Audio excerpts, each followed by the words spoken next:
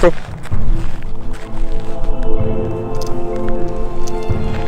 Are we staying in the same position?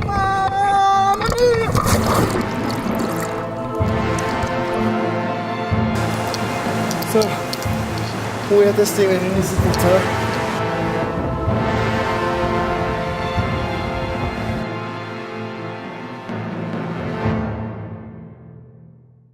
Hi guys, I'm here in the Blue Mountains, the beautiful Blue Mountains, with Jocelyn Corneau, aka Untitled Shot, also the Sony World Photographer, French Photographer of the Year for 2017. What are we up here for? I think we're up here testing the S5 filter kit from NISI. Well, I came here to show you the beautiful Blue Mountains. I mean, you live in Tasmania. I know, and you don't come here. I don't see beauty very often. I mean, yeah, so this is pretty special. It is. There's not enough waterfalls though. There's not enough water in these waterfalls.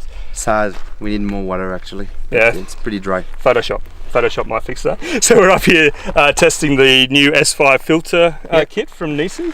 Yeah, I think obviously this is a new product, which is going to be released I think December 17th or so. It hits the market. Now you're known for bracketed exposures more than you are for using filters. Yes. So this is definitely going to improve your photography, I think. It's a good question. You might get Australian Photographer of the Year next year. French. Yeah, if I become Australian. Mate, if you got the Let's see. You got the French one last year, so that was pretty easy. But yeah, look, this is probably going to help you. Maybe the Australian Geographic Photographer next year. I would love to actually. Yeah. I think Australia has been great for me. A lot of good photographers and a lot of big learning experience. Oh, I'm here. Yeah, you're right. I think I'm here. Yeah. I'm here. So yeah, I've been a big influence on you apparently. It depends. Really.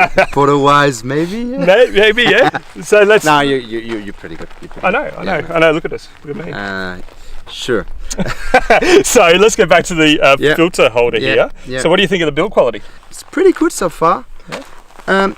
I wouldn't use the previous one actually. You didn't use the previous one? No, I wouldn't use the previous one. You wouldn't want compared to this? Yeah. The previous one was pretty good, but the painting was going away quite easily. Okay, so the painting was chipping on it, Yep. I don't see that yet. It's only 2 weeks. I like the fact that it's actually functional, that you can remove that part and that part. And definitely. It's still really steady. Sure. So very similar to the V5 kit in the 100mm. So I don't know. Well, they are very similar. So basically the same build on this. I think it's a little bit different cogs on it, but very, very similar. And obviously now the new product developments helped, and the new product cycle's definitely kind of shown. So these are for the 150mm lenses, or 150mm size lenses. So at the moment, the Tamron and the Tamron 15 to 30 and the Nikon 12 to 24.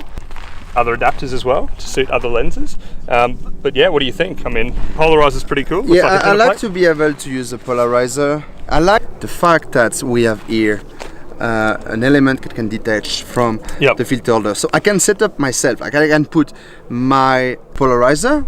I leave that on the camera so it protects the lens when I go to tough situation, and I can just adapt, any other filter was already set on that right away.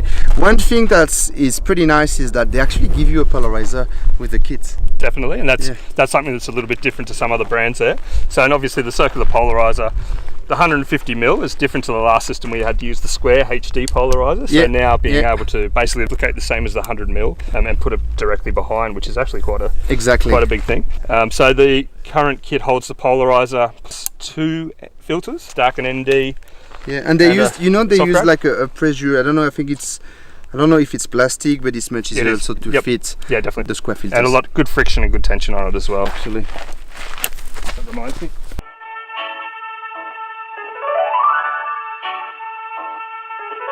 Action.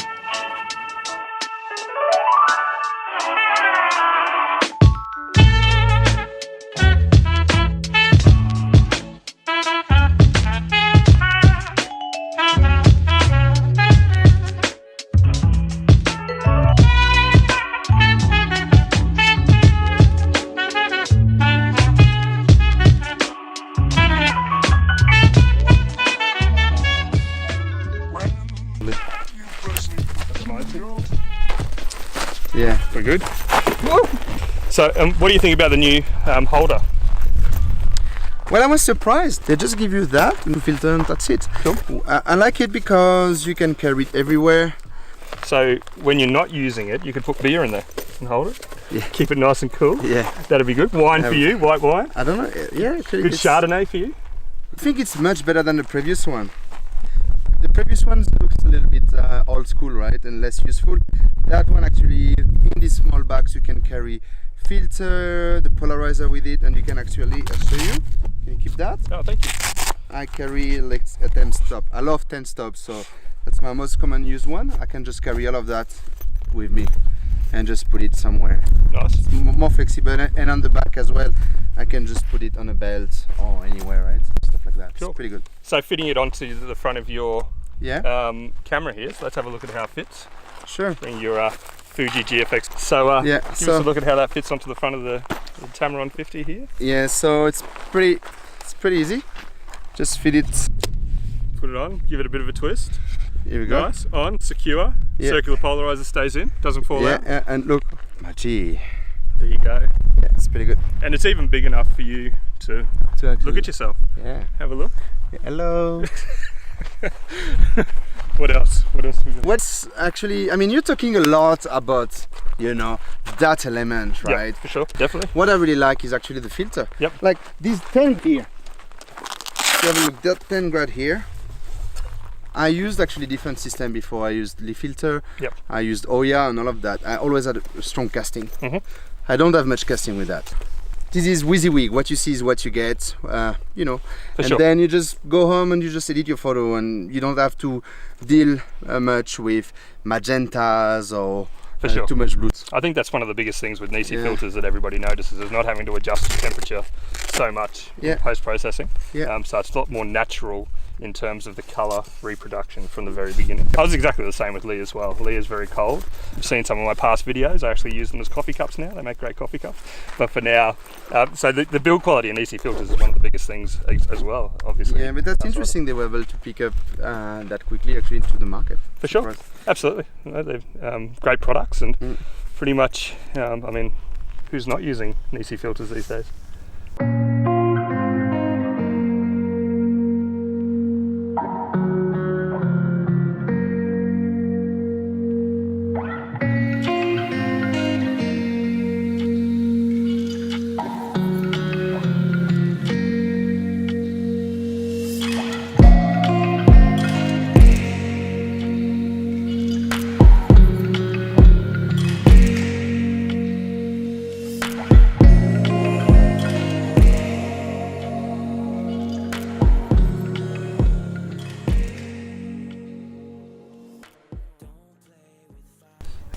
So I really like those filter. It's really bad to find something bad about them. Maybe I think having actually a variable ND filter would be useful. Being able to go variable to stop to 8 stop for videos and stuff like that. And there is some cases where I'm okay with little less resolution, but being able to be flexible like that. So I can give you an example. If you have to be fast, get your shot, and you're really limited in time, you don't have time to put filters. It's still an extra thing. And I know many people don't like variable ND filter. Yes, quality matters, but if you can't take the photo because you don't have time to put the filter, that would be one. One of the things with variable NDs though is they're well known for a low quality because of what they have to do, and that's something that NISI really pride themselves in, is the quality of the product that they deliver. So if they thought they could deliver a product that was variable, I'm challenging them now. Challenge them, see what they can do. No, I mean that will be interesting, and also for video makers. Yeah, for sure. If tomorrow you can provide a system like that, like 150 is nice for production, and after, if it can be adapted on any lenses, you have one kit for all your lenses, right? Yep.